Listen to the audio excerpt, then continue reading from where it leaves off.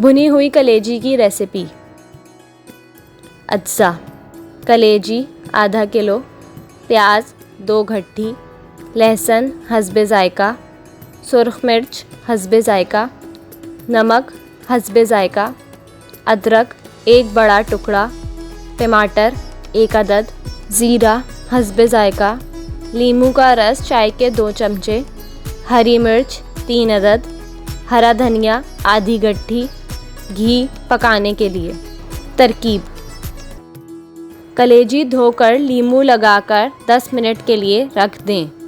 मिर्च, धनिया, लहसुन, प्याज, अदरक, ज़ीरा पीसकर मसाला तैयार कर लें।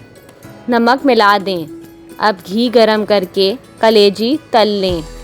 जब कलेजी तल जाए तो निकाल लें। थोड़ा सा घी और डालकर 4-5 प्याज के लच्छे ब्राउन कर लें। इसमें मसाला डालकर भून लें। मसाला भूनकर कलेजी डाल दें। टमाटर भी काट कर डाल दें। हरा धनिया और हरी मिर्च बारीक काट कर डाल दें।